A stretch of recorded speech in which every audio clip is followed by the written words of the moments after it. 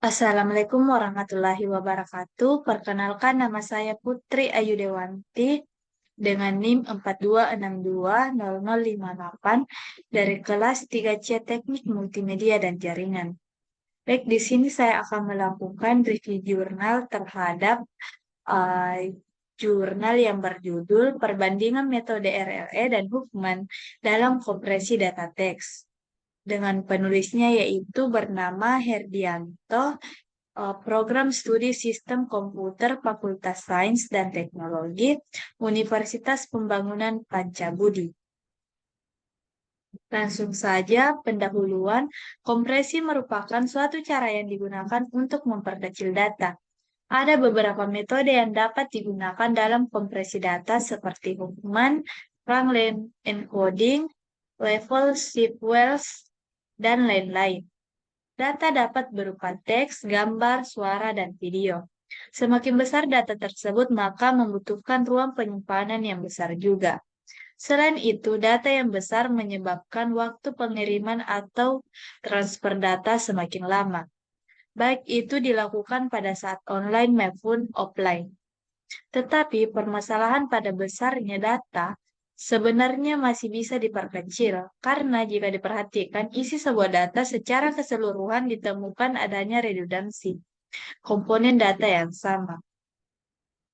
Berdasarkan konsep di atas, maka sebuah data masih dapat diperkecil atau lebih dikenal dengan istilah kompresi. Data dari beberapa metode kompresi data tersebut akan digunakan dua metode, yaitu Huffman dan Rangley encoding dalam melakukan kompresi data teks. Tujuan dan manfaat. Untuk mengetahui manakah dari kedua metode kompresi data teks ini yang dapat melakukan kompresi yang lebih baik. Memberikan pemahaman yang lebih baik tentang efisiensi kompresi yang dapat dicapai oleh masing-masing metode. Ketiga, memberikan wawasan tentang kualitas kompresi yang dihasilkan oleh metode RLE dan Huffman.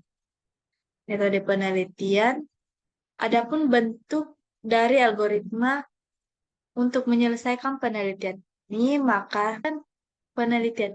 maka peneliti merancang dua perangkat lunak yang merupakan implementasi dari algoritma RLE dan Huffman. Adapun bentuk dari algoritma RLE adalah sebagai berikut. Membaca jumlah karakter yang akan dikompresi. Lakukan proses kompresi data karakter bila ditemukan karakter yang sama secara berurutan lebih dari dua. Beri bit penanda pada data kompresi. Tambahkan deretan bit untuk menyatakan jumlah nilai data yang sama berurutan.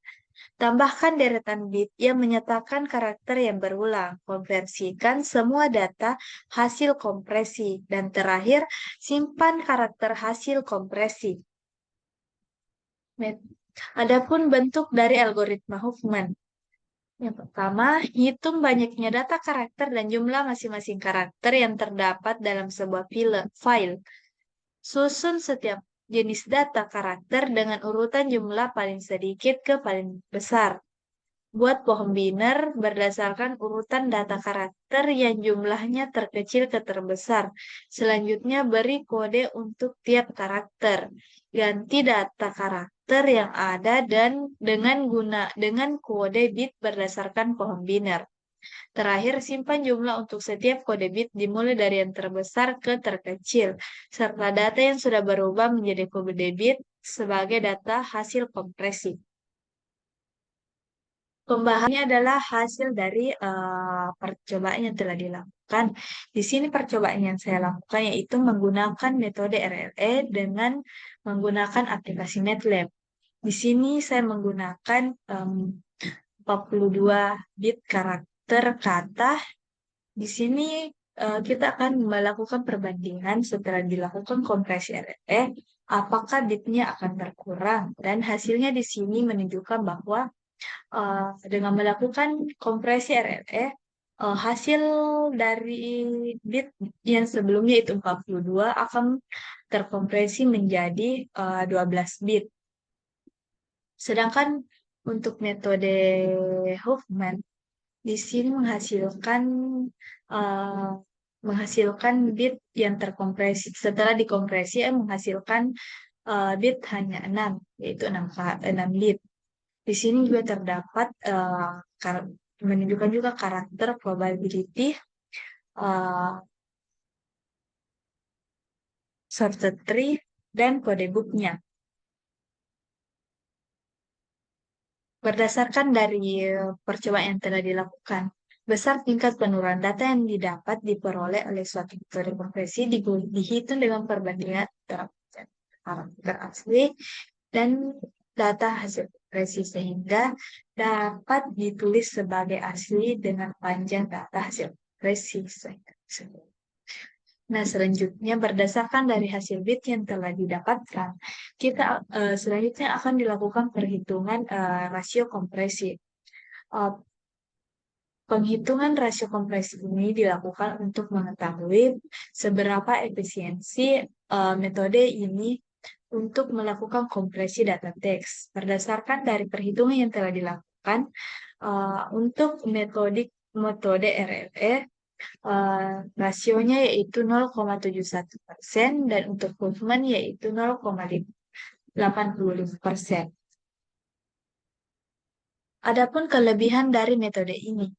Kelebihan dari metode RLE sangat efektif untuk data teks dengan pola pengulangan karakter yang berurutan. Jika ada pengulangan karakter yang sama secara berurutan dalam data teks, metode RLE akan mengompresinya menjadi simbol perulangan diikuti oleh karakter itu sendiri.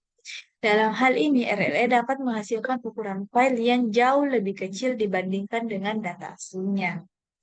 Untuk kelebihan metode Huffman dapat mencapai tingkat kompresi yang tinggi untuk data teks dengan pola frekuensi kemunculan karakter yang tidak merata.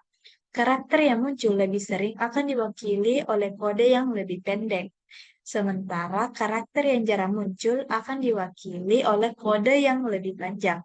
Hal ini memungkinkan pengurangan ukuran file yang signifikan dibandingkan dengan data asli. Adapun kekurangan dari metode ini untuk RLE yaitu RLE hanya efektif dalam mengompresi pengulangan karakter yang berurutan. Jika ada pengulangan karakter yang tidak berurutan, dalam data teks, RLE tidak akan dapat menkompresi secara efisien. Dan untuk kekurangan metode Huffman, dari pengimplementasian Huffman coding memerlukan pemrosesan yang lebih kompleks dibandingkan dengan metode kompresi sederhana seperti RLE. Algoritma Huffman melibatkan pembangunan Huffman dan menciptakan kode Huffman untuk setiap karakter berdasarkan frekuensi kemunculan karakter dalam data implementasi yang tidak efisien, dapat memengaruhi kinerja dan waktu eksekusi. Kesimpulan dari perbandingan keduanya itu, dalam memilih metode kompresi teks, penting untuk mempertimbangkan sifat data teks yang akan dikompresi, pola frekuensi kemunculan karakter, dan tujuan kompresi yang diinginkan.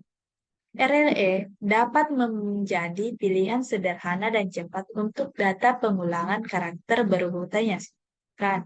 Sementara untuk Huffman memberikan tingkat kompresi yang lebih tinggi dan kualitas dekompresi yang lebih presisi, terutama untuk data dengan pola frekuensi yang tidak merata.